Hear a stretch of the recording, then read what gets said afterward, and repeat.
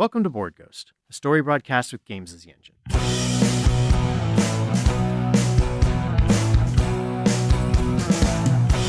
If living is a highway, then heaven is a bus stop. Been waiting for a minute there, but has it been forever? 'Cause dying don't agree with me, no. We believe you're out there, hungry for stories for shared experiences. We can't see you, can't hear you, yet we will play for you. This night's offering is a continuation of our game of Fiasco. To learn how we generate stories playing the game of Fiasco, go check out our Fiasco Rules Primer on the website. Fiasco is designed by Jason Morningstar and published by Bully Pulpit Games. Our humble players, myself, John Holt, with me. William Holt, John's little brother. And David Slivken. All right. Again, no relation. Welcome back, you two. All right, so we are playing Fiasco. We are playing the Zoo playset. We have Joe DaBiggs in a community relationship with Drew Dreyfuss. Joe is my character. Drew is Will's character.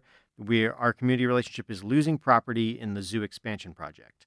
There's also a secret object that we haven't really gotten into yet, which is a video of an expedition that didn't go as planned. Now, between Drew and Ted, Will and David's character, we have keepers, small mammals, and reptile house keeper. So the two different keepers and a location that helps define them, the wild, the underwater with the fishes. Between Ted and Joe, David's character and my character, we have an illicit relationship, the liar and the one with the evidence. Joe is the liar, Ted has the evidence or is close on to it. And we also have a need to get even with those monsters who let poor Buttons die. Children. All right, children. We've also added two tilts into this scenario as we've entered Act 2. We have guilty, betrayed by friends, and paranoia. What seems like dumb luck isn't. Things are afoot. So we're going to get into our scenes. So far, just real quick, our characters. I'm Joe DaBiggs. I have been brought in as a consultant to spice up life here at the zoo and really make it a big attraction. And I've kind of, over the course of courting the zoo, may have made some situations worse in order for me to make them better. And things may have turned out good so far. Tried to ingratiate myself to the team. I've also, though, had some bad press here and there, but, Joe's a big character. Some hard edges on Joe. Drew is the insular reptile housekeeper, and he's made a lot of concessions as this zoo expands and expands in the name of bettering the life for the animals that have survived. Ted Flimshaw is the longtime keeper at the zoo who deals with small animals and feels very attached to the late Buttons. So that's our setup. We're going to go right into our first scene of Act 2.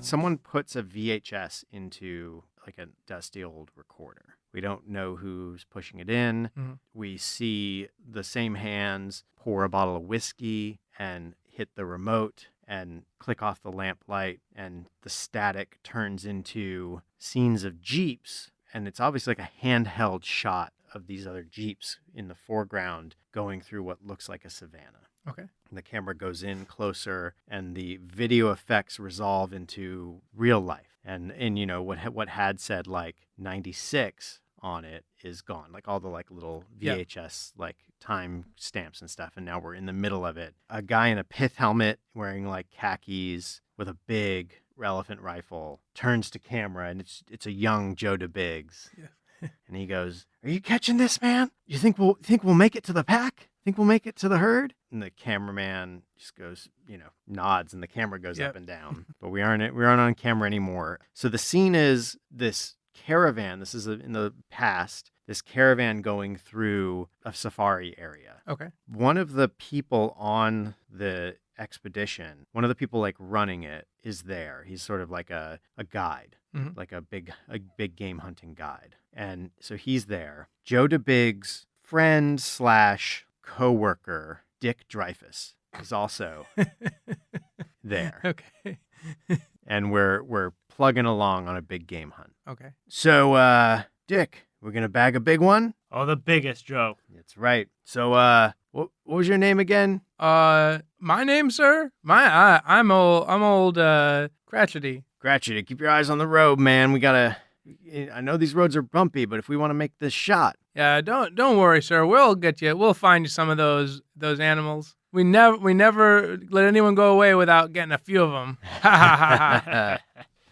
So the jeeps kind of come up on a pack of a herd of elephants that are kind of circling, and kind of one jeep cuts them off, like cuts around in front of them, and they're basically herding these animals into a spot where they're kind of like circling. And our jeeps kind of define this perimeter, and we hop out as the guide stops. And so we get to go for any of them? Yeah, you can go for any of them. I would say though, you may not want to get too close. That's the only thing. You have to have give a little bit of space, because if they catch you, I don't even know if any of those guns will stop them if they get too close to you.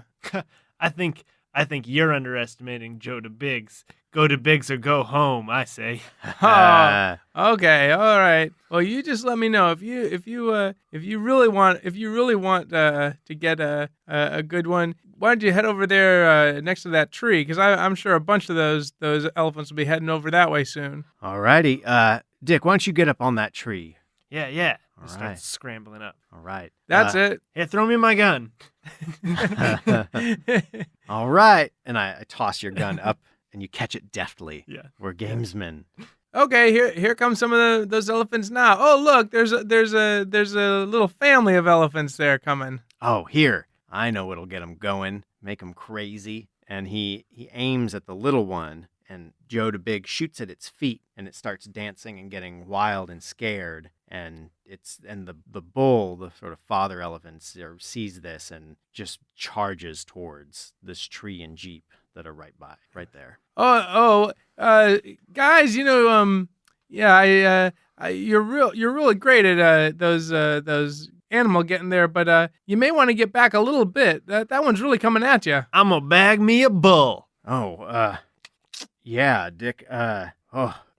Take the, and I'm trying to reload my big elephant gun, but just take the shot, Dick. And he takes a shot, levels it, takes a shot, and just. Well, how does it go? I'm gonna say, because this is for DaBiggs, right? Yeah. I'm gonna say that it goes badly. Okay. The shot goes wide, and the elephant keeps charging. And DaBiggs gets his rifle, is going to cock it, and that's when the elephant charges and knocks him out. Like, it goes for the tree and kind of knocks him aside, and the gun goes off. And the elephant sort of worries at the tree and stomps around, and Joe's dragged under the jeep that gets kind of knocked here and there. And then the elephants kind of move off and do their, like, get out of there and away. We kind of go back to the camera again from the bed of the jeep coming up, and it kind of comes over the edge, and you see Joe looking up, kind of ducking down, and it looks over, and at the base of the tree is a body of Dick Dreyfuss. Oh. And a hand comes up over the camera and says, put that away. It's Joe DaBiggs. Let's get out of here. You guys saw that elephant killed Dick. Yeah, that's right, sir. As the jeep kind of is pulling away, the camera like attempts to zoom in, and you see like a big bloody hole shot in DaBiggs' face, in Dick Dreyfuss's face.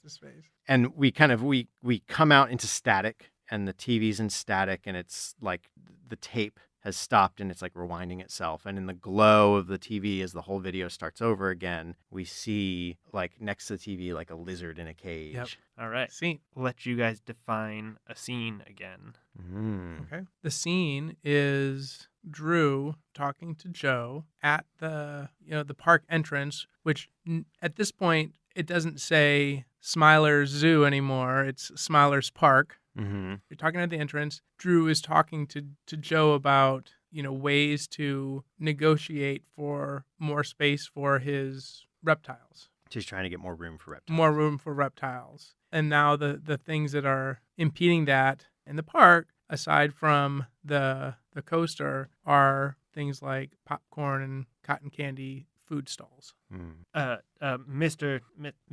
DaBiggs, sir, I was wondering if now that the park is up and running and we got a lot more visitors than normal, we could revisit, as it were, the expansion of the reptile house, or re-expansion, as it were. Yeah, I kind of feel like it's time. The Sidewinder is one of the hotter attractions at the park. I mean, the screams can be heard from the parking lot. Every commercial we've had features it, and the fact that it goes through a live reptile house, people just can't get enough of it. And I not to toot my own horn, as it were, sir, but I done a mite bit of innovating with that soundproofing to keep the animals happy. I mean, it was nicer when they kind of raised their hackles and hissed and kind of lashed out, but sure. I mean, I guess it means less turnover. But here's the thing. I have a map here. I try to print these out daily, but it's basically it's a traffic map. I like to say it's sort of, when you turn on your Google Maps and you hit the turn traffic on, and red is where it's traffic and green or whatever it isn't. Yes, sir. I'm All familiar right. with the Well, concept. green's bad in this case. I want red. I want Sidewinder red is what I want on this map. And you know what's all red? Sidewinder, reptile house, and that good old fried dough. But That fried dough is very good. mm-hmm. And you'll note though that see this little dot of circle red and this big sea of green here? What do you think that dot is? Is that? I'm not sure, sir. Fried Oreos. You know what that green is? Other vendors, sir? Small mammals. I see, sir. So what I want is more people eating fried Oreos and more people wanting to be over around there eating fried Oreos and probably have something to do while they eat fried Oreos, or, stumbling upon that spot. If I'm understanding what you're saying, sir, is you could have the people eating their fried Oreos maybe enjoying reptiles, enjoying eating what they eat. You said it, not me. But you know what that is? You are a bright kid. I mean, I just learned from my uncle, sir. He always said, go big or go home. Your uncle sounds like a smart man. I respected him very much, sir. Yes. Well, listen, I don't know. Do you think you could make this happen? I mean, you want expansion, right? You want things to go. I do, yes, sir. I'd like to have more space to be able to give my animals more. There's a concept that when animals are in captivity, they don't live as long, and their chances of breeding are much lower. And I'd like to raise their chances in their lifetime, sir. Just give them a little more space. Yeah, I kind of feel like we need to. Well, I don't know. I think this is a choice. This is where we figure out how it goes. How you get to pick, right? Yeah. I think it goes well. He gets what he wants. Okay. So what is that? How does that manifest? I think we can make this work, sir. I'll talk to the head of the zoo, and I'll see if I can get Ted to sign off on it. I'm sure we're good friends. I'm sure he'll see the right of it. He has been a mite distracted lately, so maybe I can just get him to agree to it. I mean, if you, me, and the head of the zoo, he's the one his name is up there. And since we have lost Buttons, sir, and I never much cared for Rest in elephants peace. myself, I think the mammals, they're a more resilient type. I think they could do with a little less space.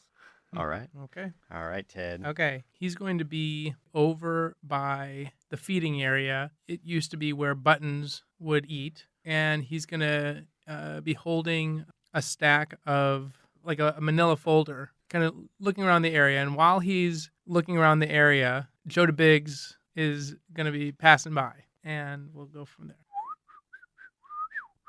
Oh, Mr. DaBiggs. Oh, Flim Flam man, how you doing? Oh, I'm good. I'm a little bit confused though. Maybe actually you might be the best person to help me with something. All right. You need something big planned? You need to make a splash? Well, sir, it's been no secret that I've always sort of been concerned with what happened with Buttons, and you gotta let that go. A lot of people just said I said wrong place, wrong time, and it's just dumb luck, lack of a better expression. But I just it never sat right with me. And I was able to finally get in touch with our old guard Kellogg. I don't know if you remember him, sir. Do you remember him? Yeah.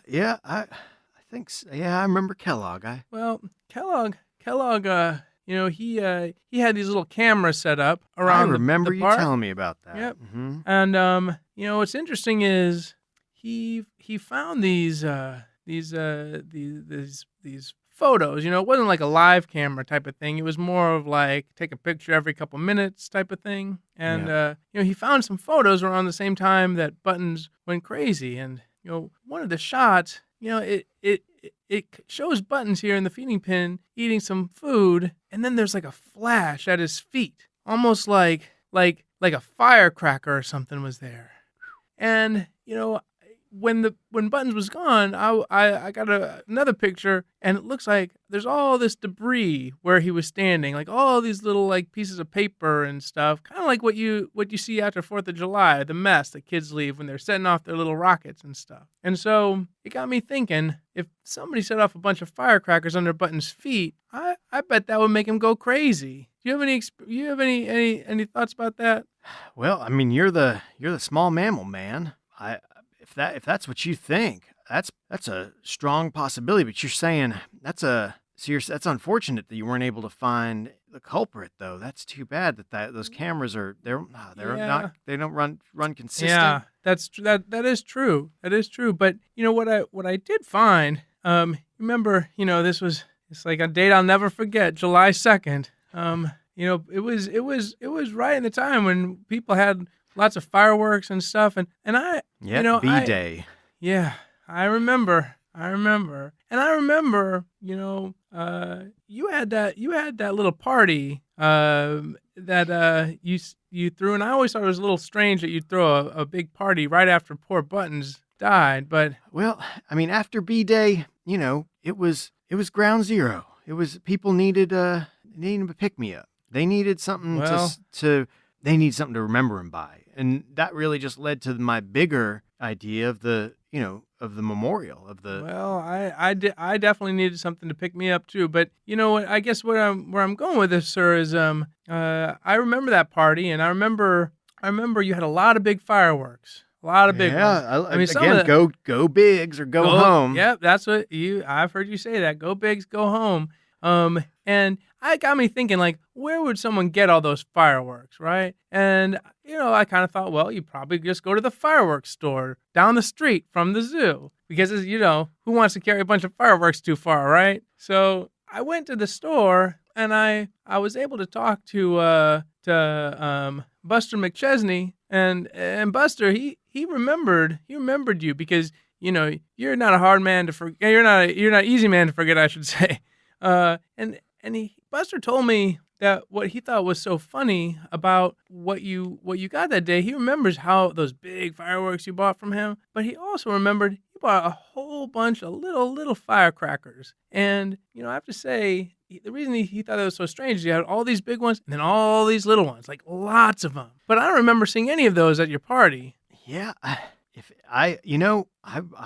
so long ago, and I was just in grief and shock, like most of us, and I don't know. It looks a lot like the kind of papers that would have been left behind in this picture. So that I'm just trying to figure out: is there any chance that your firecrackers could have been used to set Buttons off? Now that you mention it, I couldn't account for when I went at that party. I wanted to throw because I had remember I brought out that big metal trash bin. I was going to throw all those ladyfingers in there and just go pa pa pa pa pa. It sounds like a gun show going off, and I couldn't find hide nor hair of them. You have jogged my memory. Shoot, I was really pretty ticked that I couldn't find those. That would have been pretty spectacular, huh? Well, I'm worried that it was pretty spectacular in a different way, sir. I think this is where we go to. How's it go? I think this goes pretty bad for Ted. I think he is directly confronting Joe DaBiggs. Okay. Ted, listen, you've been on this tear pretty hard, all right? And again, I'm glad you brought this to my attention. Like this is grasping at straws, my friend. And I don't want your work to suffer any more than it has. You just seem distracted. And, you're taking care of so many small lives here. We can't afford distraction, Ted. Well, it's not a distraction, sir. I just feel like people need to know that this is what happened because people have been talking bad about bubbles and buttons and see, my whole brain is flustered now. That is what I'm saying, Ted. You need a break, man. Or if you can't let this go, I'm gonna have to talk to Tom Smiler and Mr. Travelshanks and see they know you. Tom Smiler worked with your dad, or you worked with his dad when they first were opening this. Well, yeah, zoo. I've known him for almost 40 years. You can't do this to me. No, I'm not doing this to you. I'm saying don't do this to yourself, Mr. DaBiggs. Yeah, I hate to say this, but I think I don't know what to say. I don't think this is over, Mr. DaBiggs. Ted, take some time. This is going to be Joe DaBiggs in a meeting with Tom Smiler and Travelshanks. Okay.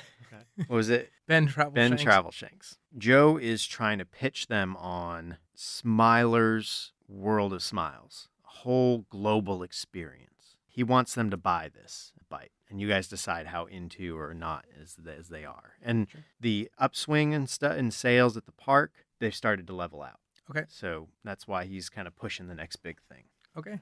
Ben, Tom, listen, you got me on for the big ideas, and you saw how far my ideas took you. Now, my consultation is going to end because I've hit your results. You can see that here. We're starting to plateau, and that's good. I mean, look at how far from even 2 years back you are now. You're already in the black with the new projects. We've honed in with the cybernetic security. We've gotten rid of unnecessary exhibits and unnecessary employees, and we're bringing smiles and we're bringing bucks. Well, that's very true. That's very true. What are you thinking there, Joe?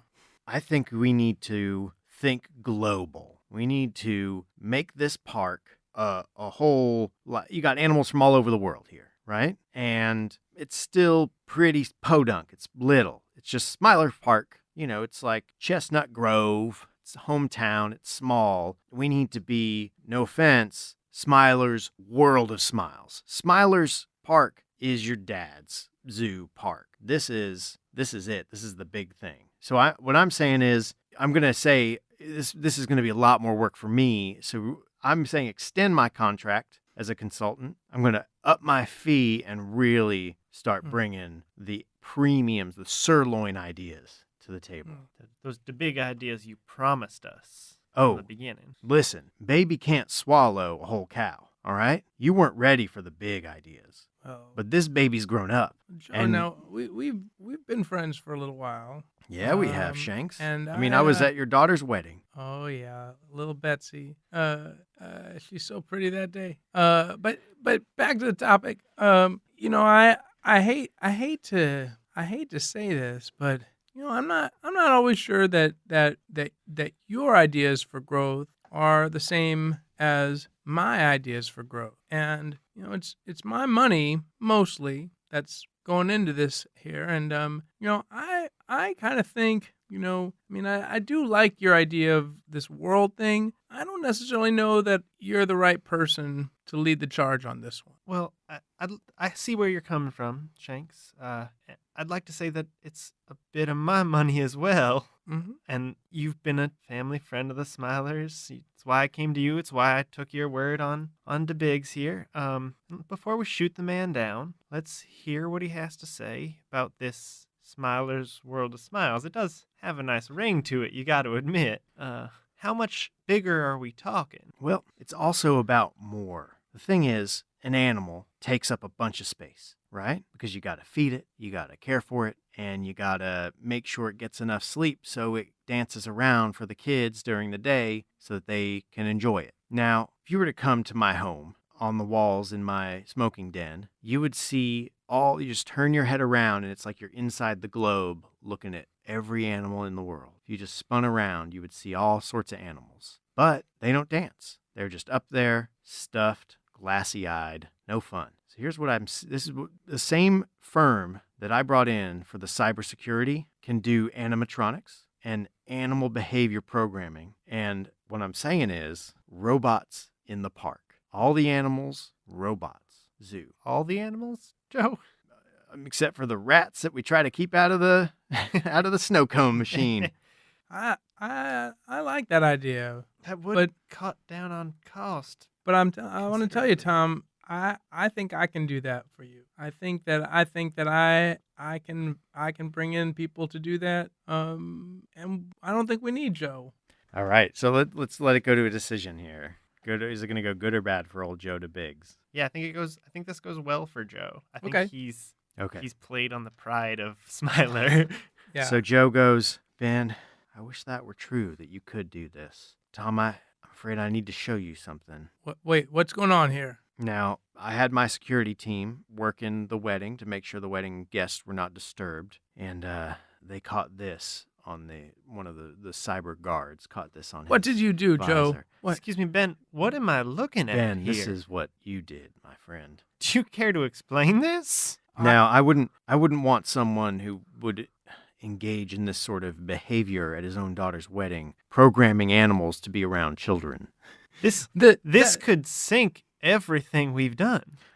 This is secure. I will destroy it after showing you all. But and again, this is not an indictment on you. I want you to know that you're not built to carry the big ideas. How Ben. dare you, Joe DaBiggs? Ah. How dare you? That's not me. That can't be me. Cybersecurity, please come to the meeting room. Ben, No, Ben. no. I'm It sorry. was just cake. No. All right, that's We see Drew sitting amongst an empty reptile house, except for like a couple crates that there are still a couple reptiles in. And he's just kind of sitting there, maybe petting a lizard as they start carting in the robot snakes and lizards and tarantulas. And actually like coming up to him and being like, right, but what do they do? XYZ. Like the like programmers are trying to get his consultation on animal behavior. Mhm. So it's Drew and the like lead programmer for this section. I think he's trying to keep his job right now. He doesn't have much without the animals giving him information, but trying to be withholding so that it maintains longevity. Okay. All right. Excuse me. Are you Drew Dreyfuss? Yes, sir. I'm a programmer from Cybertronics. Yes, sir. Can I? What's your name, sir? Charlie Charles. Charlie Charles. All right. Well, nice to meet you, Mr. Charles. What can I seem to help you with? Let me put little Robert here away. Oh, you gave him names like Robert. That's real cute. I give mine names too, like A1, A2, A3. It's easy to remember like that. Do you name them based on species? Oh, well, I name them based on CPU. Oh, I see. Sorry, I'm not very familiar with this level of technology. Well, I guess that kind of makes us even because I'm not especially up on some of these lizard habits, and that's why I wanted to talk to you because you know a lot. I heard. Yes, I think so, sir. Well, great, because I've been asked to make this snake. Here, I'll show you. See, it looks like a snake. Oh, why is it moving like that, Well, sir? See, I programmed it to wiggle a lot, but I don't really know how snakes wiggle, so I just said wiggle, wiggle, wiggle. That is quite an epileptic snake you have there, sir. So what should it be doing? They actually have very slow, kind of deliberate movements, sir. I'll have to change the algorithm for that. Yes. I can show you a couple videos maybe, but this might be something that I need to continue consult on if just in case. Oh, I probably can get it if you show me a couple of videos. I'm pretty good at programming. That's what I do all the time. But the thing is, the videos there are ways that snakes act in the wild, and there's ways that certain reptiles act in the captivity. That as far as the authenticity of these animals go, living in a zoo, there may be something lost if they feel like they're maybe looking Well, into. I don't really think that anybody wants us to do that much work on them. Mostly just get a couple things down. Like, what would a lizard do if a young child stuck its tongue out at it? Would it jump at it? I don't think so, sir. Well, that's what I thought would be fun. Okay. I guess what separates these attractions, sir, from any silly video kids could watch on their television? I'm not to discount your work, sir, but Oh, that's okay. I don't care because I just have fun making programs and making little animals do stuff. It's fun. okay. Well, See, look, this is the difference. This is a robot. okay. It's not a TV. Do you see? Well, yes, but like where they're gonna be behind glass, like.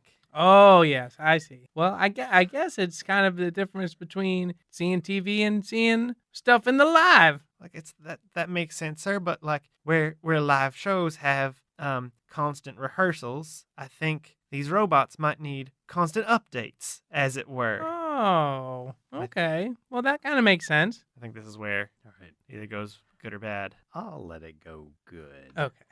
And I could just, as I think of more, and I think as I'm able to, I can go out and observe, and maybe if I can get the zoo to agree to it, maybe send me on trips to observe these animals. I can come back and give you more updates on new things that you can program these animals to do. Well, that does sound like it would help a lot. I guess if you want, I can tell them that I need what would you be? Not a programmer, maybe like a psycho programmer. Would that be a good name for it? Sure. Whatever you want to call it. But yeah, if you'll put the word in for me to get on these fact-finding missions, as it were. And I'll call you my psycho for short. Set your scene or have us set it. What do You guys said it. Okay. We fade in on Ted's like house, which is just like filled with boxes of folders at this point. Is he and we close in on his back Yeah. and in front of him is just like pictures And like the and, red string. and like red boards. string all over. Big like question mark and like a newspaper clippings that say like, and that circle of Joe with it's circled in red over and over and over is that picture of Joe kicking a kid. Yeah. I think you see like emails and stuff from like days before B-Day talks about the park and like how they really need a big event to draw up a bunch of notoriety. Kind of zooms in and like if you notice, it has nothing to do with Joe DaBiggs. Like it's like other higher ups in the zoo.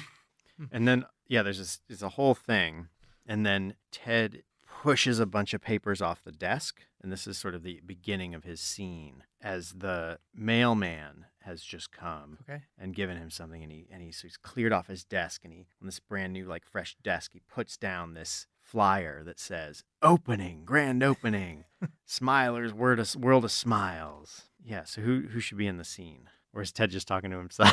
Well, I think as the scene extends, like we get that, and then like the grand opening from the pamphlet becomes the banner across the top of Smiler's World of Smiles, and it's Ted like buying a ticket and walking into the park. Okay.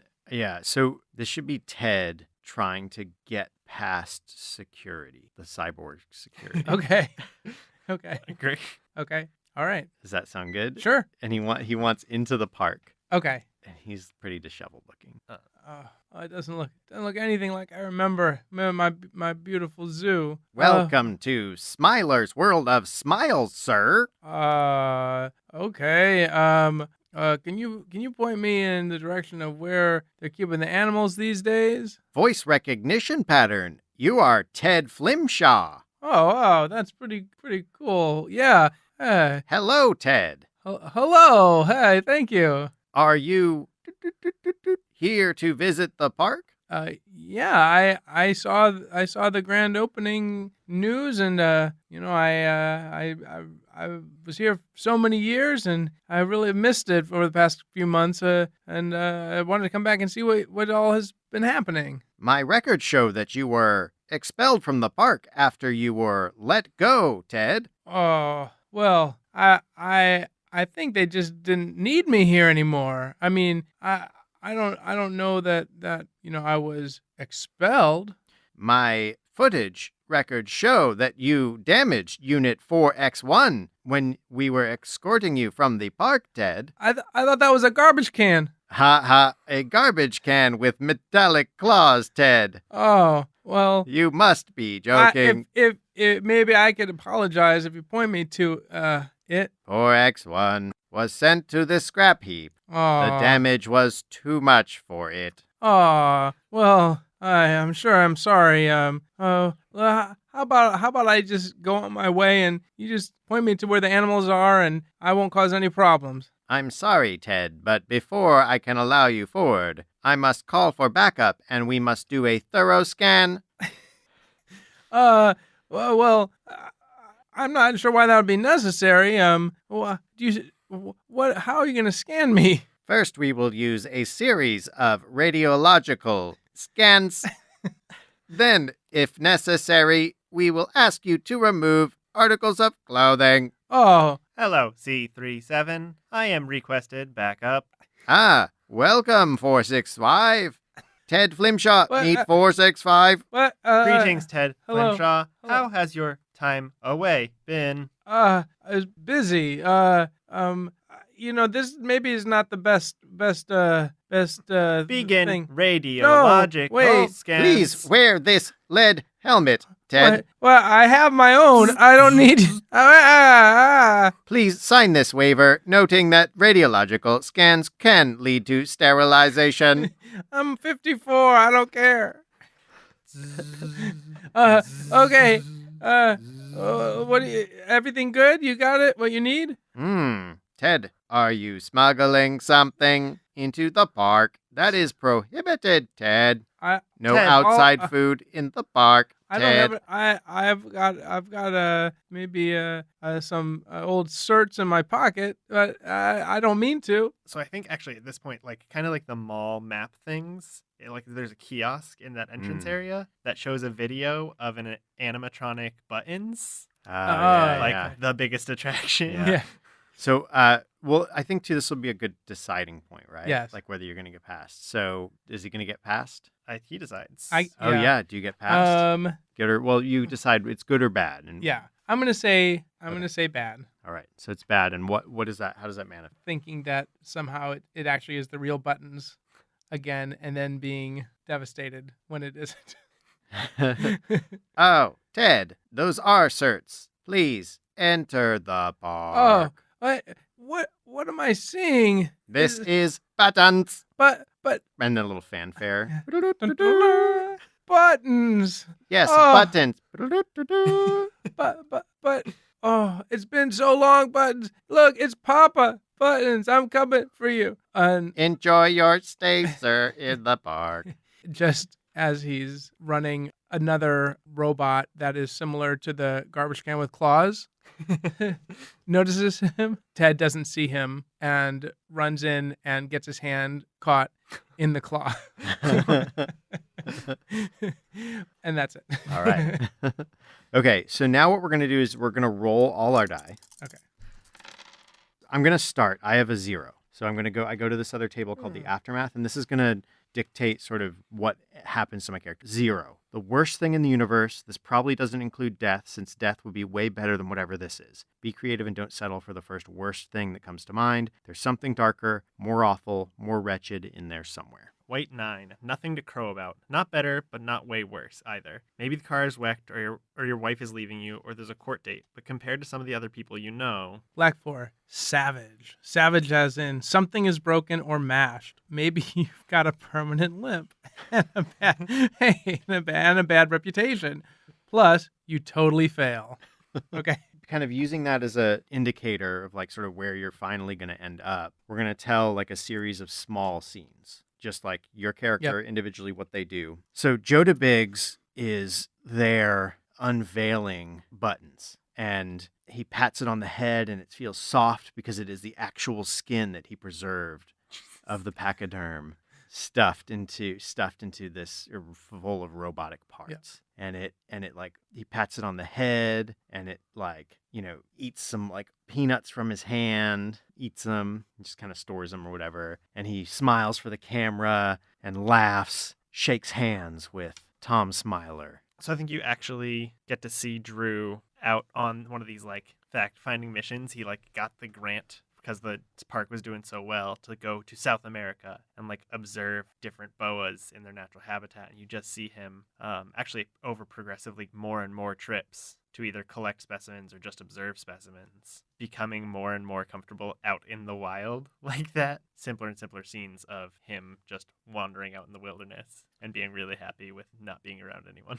Okay. After Ted's run-in with the clawed robot, you see him in the hospital having lost an arm and going through extremely painful physical therapy. Coming out of the hospital eventually with now only, one arm and a limp from his previous injury many, many years ago, completely unable to work at this point. Joe Biggs leans back in his chair. There's a big news story on the TV that robo-animals are the new animals. Film at 11. And this whole like PR puff piece that he put together that kind of pitches that we don't need all these animals because we have robot versions of them. And if we got rid of all these other ones that are just out and around, we'd have more room for stuff. And that there's already bills going through Congress to like basically just do away with species regulations, etc. And he smiles and turns to his laptop and starts to book his next safari. As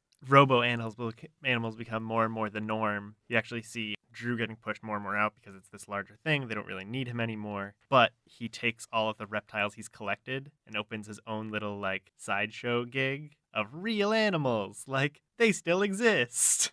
And it's a fairly lucrative business because like everybody has robo-animals, so it's this novelty that he still has these real reptiles, and it's just like all the ones he owns. Because Ted can't work anymore, he's able to really devote his attention to all of the information he's collected about what really went on at the zoo. In doing so, he actually finds a photo of Joe DaBiggs putting the set of firecrackers next to the feeding pan where Buttons was eating just before the incident, validating everything he thought all along. Joe has been staying out of the public eye. Larger mystique that's built up around him. There was some controversy over some photos that were out a couple decades back.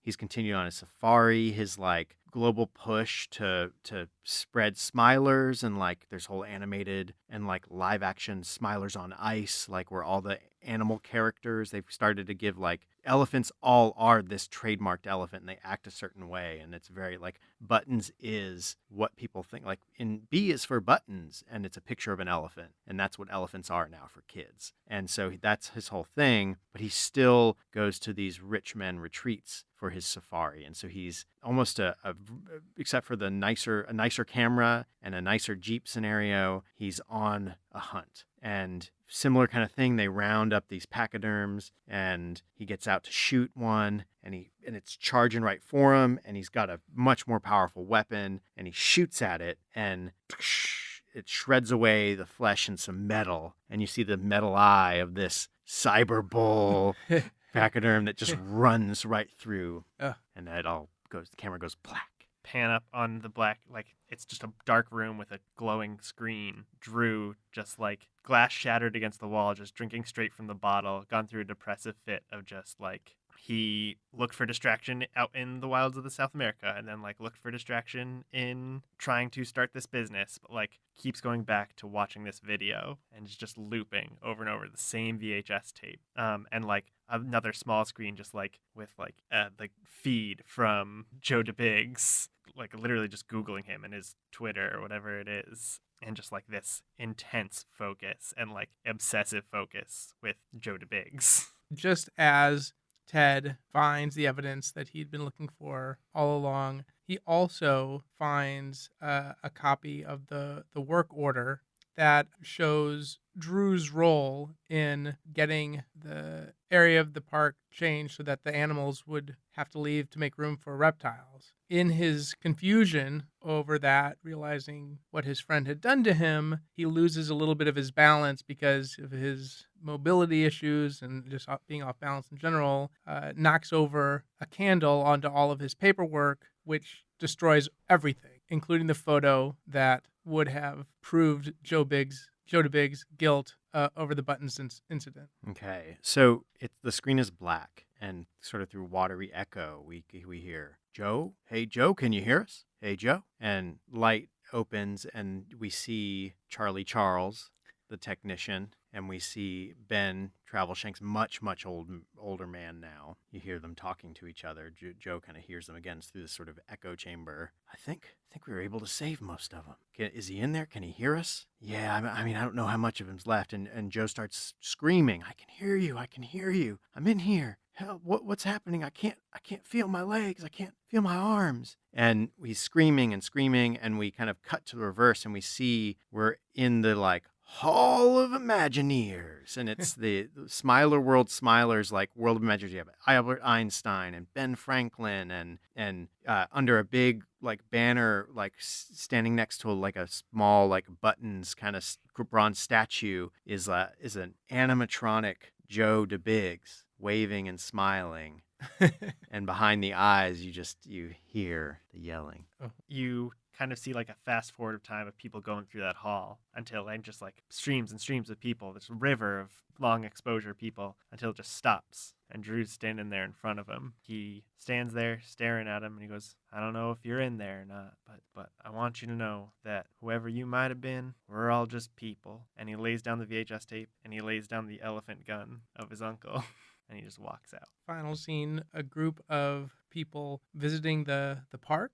As they're leaving the park, and as they're leaving and they're walking through the parking lot, they see basically looks like a lump of blankets on the side. They realize there's actually somebody there in the blankets. They're like, oh my gosh, look at that. That's horrible. This poor homeless guy. And somebody says, oh, that's old Ted. Ted, he's been at the zoo since he was 15 years old. He never left. Poor guy, he went crazy. He just totally lost it. He just keeps saying buttons all the time. But he's harmless. Give him a smile and just make sure you don't step on his blanket. Okay, come on, let's get on our bus.